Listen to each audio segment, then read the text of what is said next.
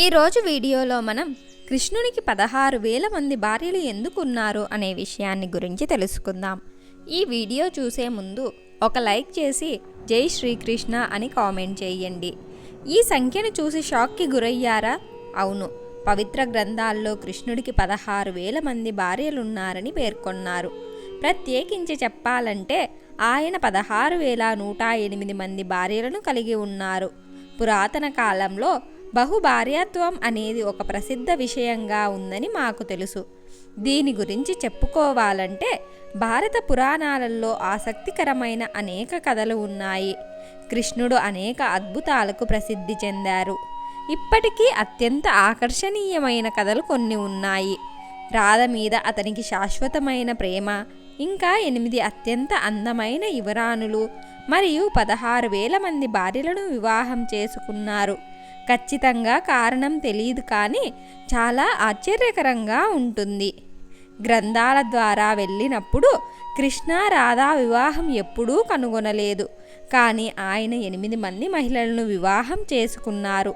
ఆ 8 మంది భార్యల పేర్లు రుక్మిణి, సత్యభామ, జాంబవతి, కాళింది, మిత్రవింద, నాగ్నజిత, భద్ర మరియు లక్ష్మణగా ఉన్నాయి. వారిలో రుక్మిణి, సత్యభామ అత్యంత ప్రసిద్ధి చెందారు. ఇప్పుడు 16,000 మంది భార్యల కథ చూస్తే కృష్ణుడు ఒక అద్భుతమైన రాజుగా చాలా బాగా తెలుసు. ఇది జరగడానికి ఆయనకు సంబంధించి ఒక కారణం ఉంది. అందువలన ఆయన 16,108 మంది భార్యలు కలిగి ఉండడం కృష్ణలీలలో భాగంగా చెప్పటానికి తప్పులేదు. కాబట్టి కృష్ణుడు 16,000 మంది మహిళలను వివాహం చేసుకోవడానికి దారి తీసిన పరిస్థితులేమిటి, దాని గురించి ఇప్పుడు మనం తెలుసుకుందాం. నరకాసురుడు రాజు. ప్రస్తుతం దీనిని అస్సాంలో గుర్తించారు.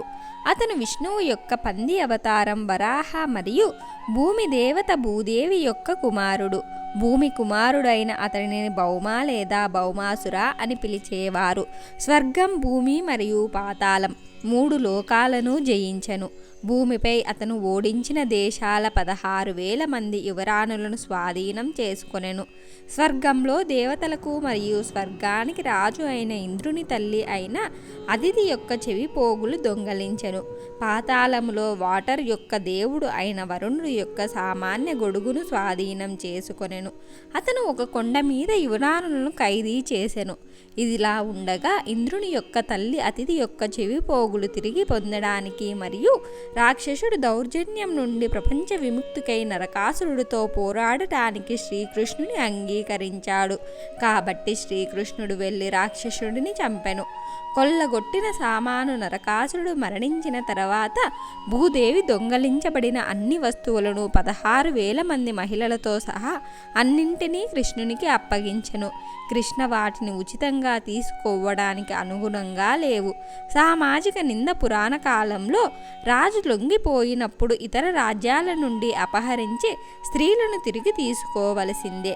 వారు నమ్మకానికి సంబంధించిన నింద మరియు సిగ్గుతో జీవితం మరియు ఇతర వ్యక్తి చేత స్పర్శించబడతారు. నరకాసుర యొక్క జైలు గదిలో ఉన్న 16,108 మంది మహిళలు కూడా అదే బాధను అనుభవిస్తున్నారు.